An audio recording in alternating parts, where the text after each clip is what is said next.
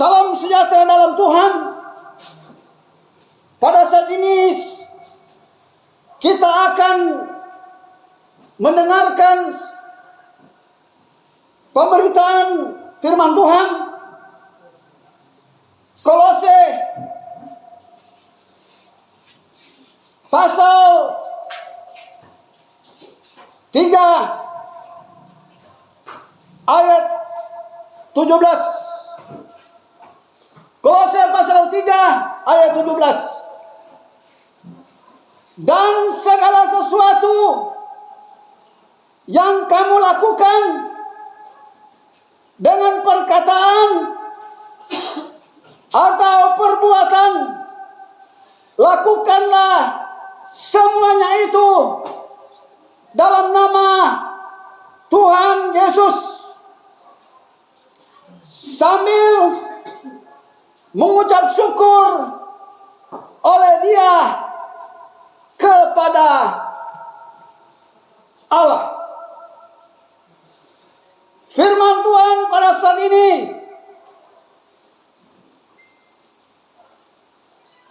saya beri judul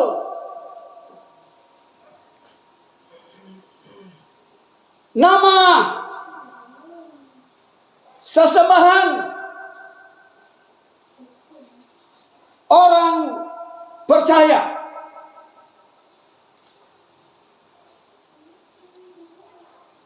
Seorang tokoh Injil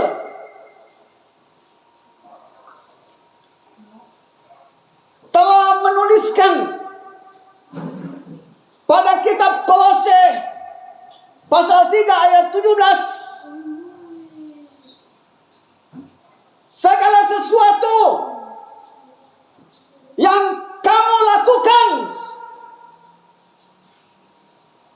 baik perbuatan maupun perkataan, lakukanlah itu dalam nama Yesus Kristus. Perbuatan dan perkataan, kalau kita melakukan segala sesuatu, baik mengawali pekerjaan di mana saja, kitab suci ini mengungkapkan dalam nama Yesus Kristus. Bahkan juga mengungkapkan sesuatu berarti saat kita berdoa, saat kita mengajar, saat kita khotbah, diawali atau diakhiri dalam nama Yesus Kristus. Kata Yesus dari bahasa Ibrani Yeshua, yang artinya keselamatan.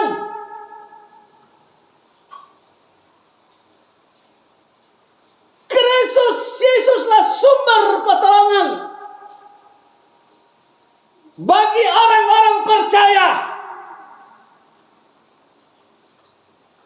Dalam bahasa Yunani, Yesus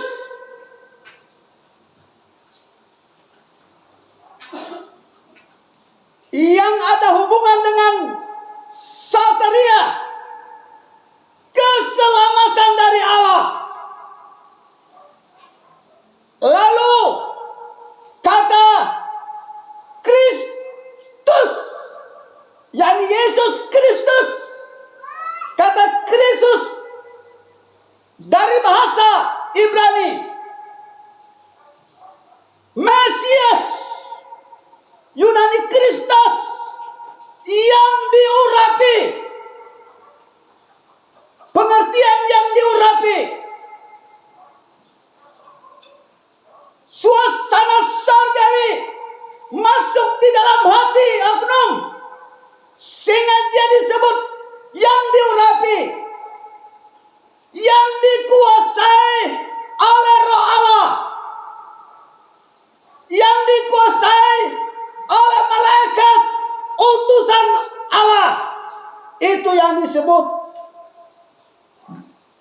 Kristus.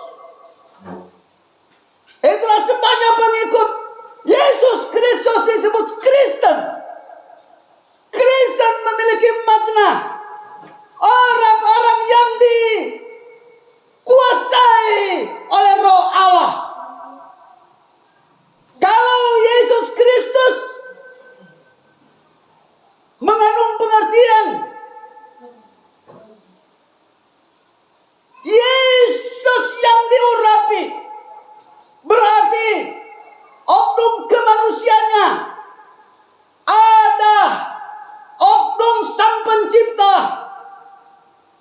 telah menguasai Yesus. Roh Surgawi menduduki Yesus. Itu yang disebut Al-Masih. Saudara-saudara, kata Tuhan Yesus, kata Tuhan dalam bahasa Yunani Kurios atau Tuhan, dalam bahasa Ibrani Adonai, oknum yang mulia, yang dihormati. Dan kata Adonai ini suatu nama gelar Sang Pencipta langit dan bumi. Waktu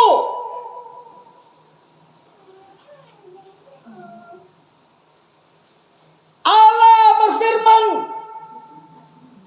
kepada manusia pertama sampai terbentuk satu bangsa Israel, Allah mengungkapkan sesuatu. Ada makna surgawi keluar dari mulut Allah. Dan orang-orang pertama, para nabi-nabi, bangsa pertama-tama di dunia, bangsa Israel, menyebutkan perkataan Allah itu Yahweh. Sehingga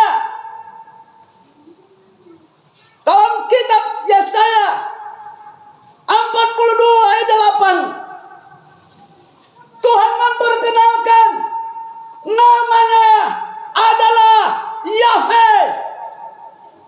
Kalau dalam kitab suci Perjanjian Lama kita temukan Tuhan Guru Besar semua, itu dari kata Yahweh. Dan kalau kita temukan dalam kitab Perjanjian Lama kata Tuhan Guru Besar UHAN, huruf kecil itu Adonai. Dengarkan saya. Yohanes pasal 17 ayat 12.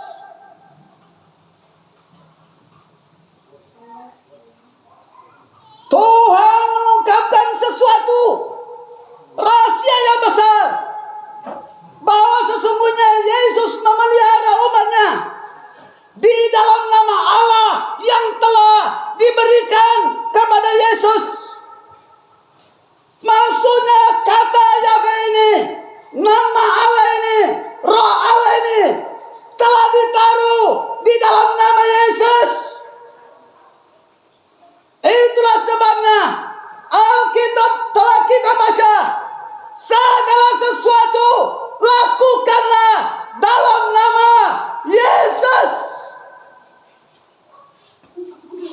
Semua kitab-kitab di dunia ini ada satu referensi yang besar, bahwa Yesus adalah firman Allah, sumber kehidupan, sumber penyelamat. Dalam kitab Perjanjian Lama dan Perjanjian Baru, Yesus disebut orang Immanuel. Kata Immanuel, Ima bersama, Nu kita El Allah. Yesus adalah Allah beserta kita. kita.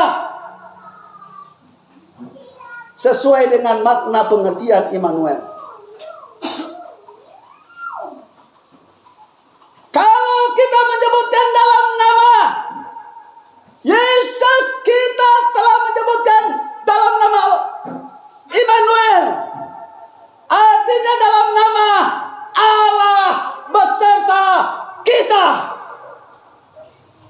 Rahasia firman Tuhan ini, ketika kita sebutkan dalam nama Yesus, kita tersebut dalam nama Allah di sana. Lebih dalam lagi, beserta kita. Haleluya. Kalau dalam perjanjian lama, malaikat itu identik dengan roh Allah. Dan roh itu berada pada para imam-imam, raja-raja, dan nabi-nabi. Tidak pada keseluruhan, namun cuma berada di atas kepala. Ketika Roh Kudus diturunkan, bukan hanya berada pada tokoh-tokoh agama, tetapi kepada semua umat manusia. Dan berada di dalam hati manusia. Saudara-saudaraku, kata Allah ini identik dengan Ha Elohe. Ha kata sandang Elohe, bentuk tunggal daripada Ilah atau Allah.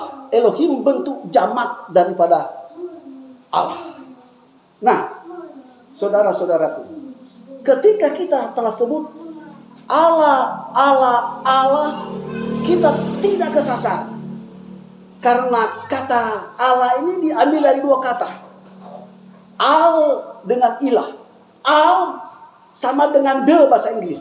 Lalu ilah sinonim dengan bahasa yang dipergunakan oleh Tuhan kepada Adam dan Abraham, yakni Elohe atau El. Jadi ketika Abraham berdoa dalam bahasa Ibrani, dan bahasa ini sinonim dengan kita sebutkan tadi, khusus makna Allah.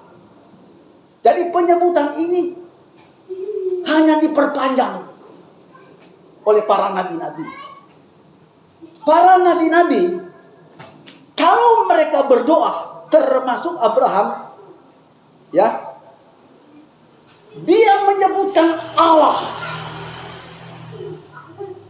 Apakah sinonim dengan perjanjian baru? Dalam perjanjian baru juga, khususnya 2 Korintus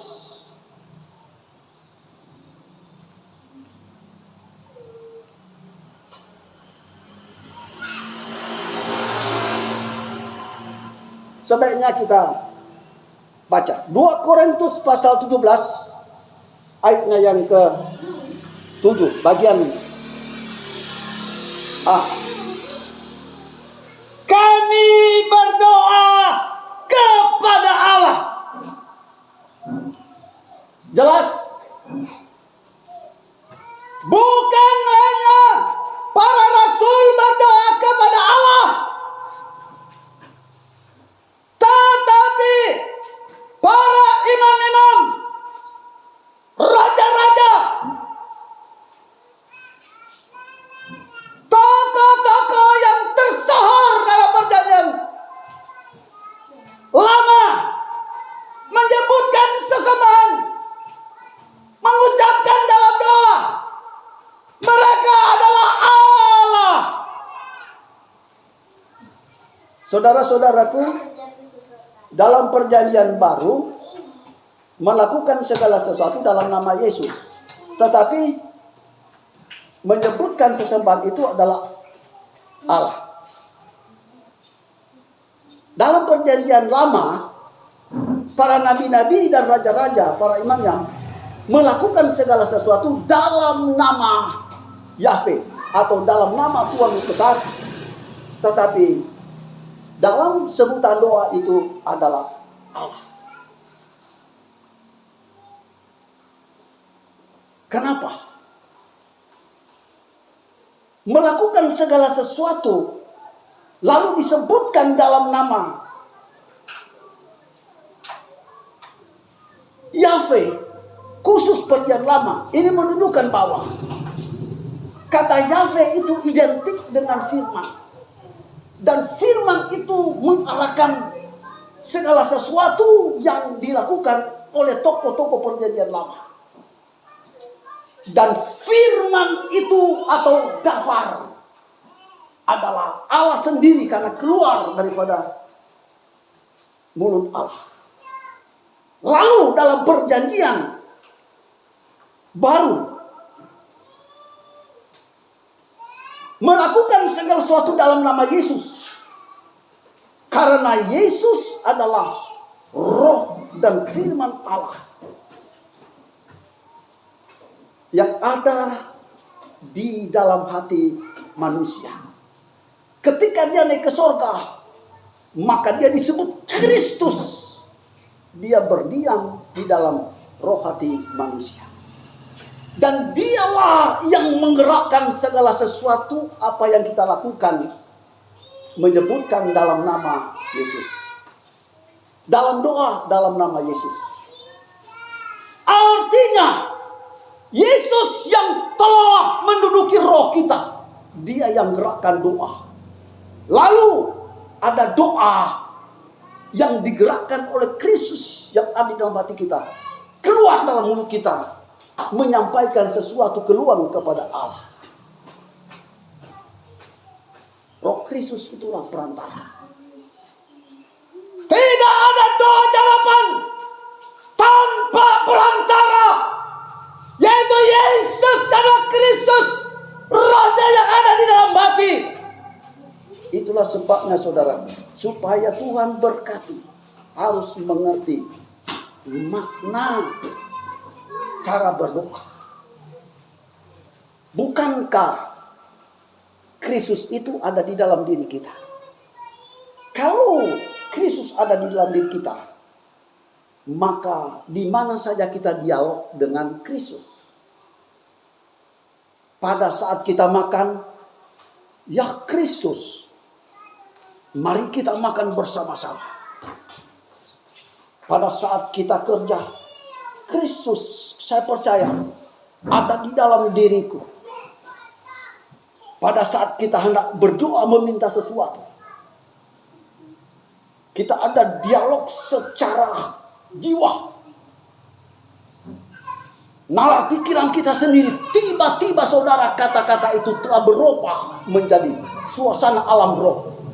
Bukan lagi akal kita yang berdoa. Karena manusia tidak bisa berbicara dengan Allah selain roh Kristus ada di dalam rohnya. Lalu menjadi perantara kepada Allah. Ini yang paling penting. Harus diketahui. Dan apa yang penting kita harus sampaikan kepada keturunan kita. Saudara-saudaraku, ada dua hal yang kita harus ketahui tentang kata Allah ini. Yang pertama, kata Allah itu adalah generic name, nama jabatan. Kedua, kata Allah adalah proper name, nama diri Kristus itu sendiri. Nama Allah itu sendiri. Mari kita baca pada Keluaran pasal 3 ayatnya yang ke-15. Keluaran pasal 3 ayatnya yang ke-15. Selanjutnya, beginilah kau katakan kepada orang Israel, Tuhan Allah nenek moyangmu, Allah Abraham, Allah Ishak, dan Allah Yakub. Jadi Tuhan Allah Abraham, Allah Ishak, dan Allah Yakub. aku kepadamu, itulah namaku untuk selama-lamanya, dan itulah sebutanku turun-temurun. Nah, diingatkan oleh Allah, nama itu sebutanku turun-temurun, harus disampaikan dalam doa. Lalu para teolog ini mulai berpikir, yang mana yang dimaksudkan dalam Alkitab ini? Apakah Tuhan atau Allah? Tapi ingat di sini, Tuhan memperkenalkan Allah Abraham, Allah Ishak, Allah Yakub. Itulah sebutanku turun-temurun, namaku yang harus diingat generasi-generasi. Dalam Alkitab,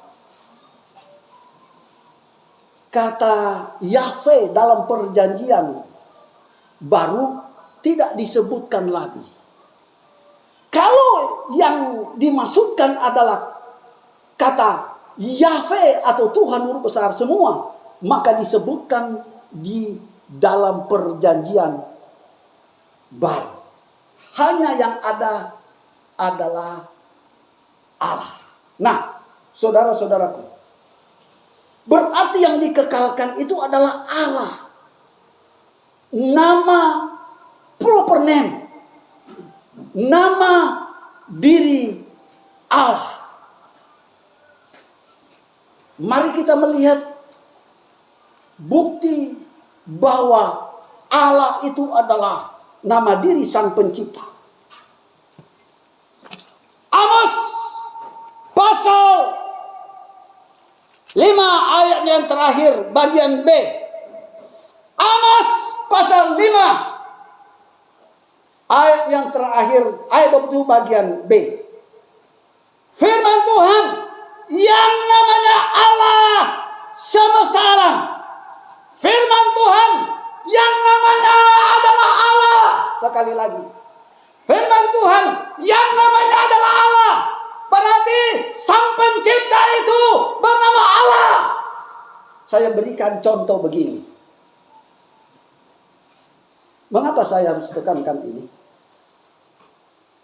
Karena banyak orang mengabaikan kata Allah ini. Ada satu sekte tidak mau menyebutkan ini. Sekte ini telah tersesat karena mereka tidak tahu kata Allah itu adalah Ha Elohe. El sama dengan sebutan orang-orang Ibrani, sesembahan orang-orang Ibrani. Nah, saya berikan contoh begini. Ini tempat ibadah. Setahu saya, sebelum tempat ibadah ini didirikan, ini masih tanah. Lalu saya yang dirikan tempat ibadah ini. Ya, tetangga-tetangga menyaksikan semua peralatan yang dipakai, besi-besi, tela dan sebagainya, saya beli lalu saya dirikan.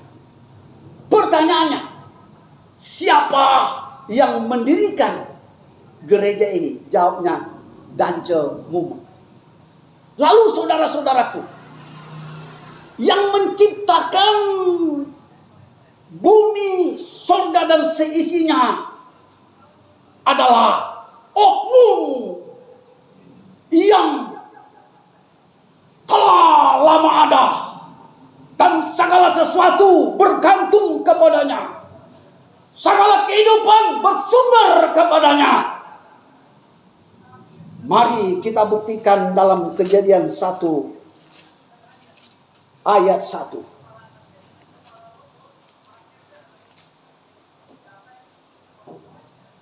Kejadian 1 ayat 1. Pada mulanya Allah menciptakan langit dan bumi. Pertanyaannya, siapa pencipta langit dan bumi? Jawabannya adalah Allah. Jadi Allah adalah nama. Lalu kenapa ada nama lain selain Allah, yaitu Yahweh, yang disebut oleh orang Yahudi? Kata Yahweh nanti muncul pada Kejadian pasal keempat. Sebelum langit dan bumi diciptakan, Allah sudah ada. Diterangkan roh Allah melayang-layang di jagat raya ini. Lalu berfirmanlah Allah, dan firman itu cahaya. Dan firman itu yang disebut oleh orang Yahudi Yahweh. Jadi ada 3 hal. Allah, firman yakni Yahweh, dan malaikat atau Roh Kudus. Demikian juga dalam Perjanjian Baru. Ada Bapa, Putra, dan Roh Kudus. Bapa adalah Sang Pencipta langit dan bumi. Dia adalah Roh, dan Roh itu ada dalam Yesus Kristus. Sehingga pada saat Yesus berbicara, akulah gembala yang baik, akulah yang awal dan yang akhir. Itu adalah Allah yang ada di dalam Yesus. Oleh karenanya, dia dalam bahasa asli disebut Kurios, artinya Tuhan. Kemanusiaannya disebut Kurios atau Tuhan. Tetapi dia disebut Allah. Penyebutan Allah karena Allah di dalam dia. Itulah Allah. Dan oknum yang terakhir adalah Roh Kudus, yakni Roh Sang Pencipta itu sendiri.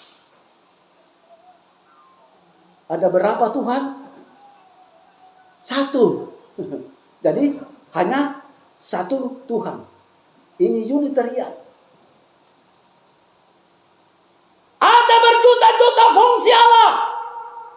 Ada bermiliar-miliar manifestasi Allah. Tetapi hanya dikerjakan oleh 1 Allah, yaitu Allah Sang Pencipta langit dan bumi. Allah ini disembah oleh Yesus. Allah disembah oleh Nabi Musa. Dan Allah disembah oleh tokoh-tokoh agama terkemudian. Dan itulah yang kita sembah hari ini. Saudara-saudaraku, hal yang paling utama kita mengenal definisi Allah, supaya kita tidak tersesat. Kenapa? Tanpa pengenalan, maka ada penerapan yang ngawur. Ketika kita tahu cara berdoa, maka sikap hidupmu ada suasana surgawi, dan engkau akan mengubah dunia ini. Di dalam nama Kristus, engkau akan menguasai dirimu, dan hidupmu akan menjadi hidup yang penuh berkah, menjadi berkah bagi orang lain. Demikian firman Tuhan ini.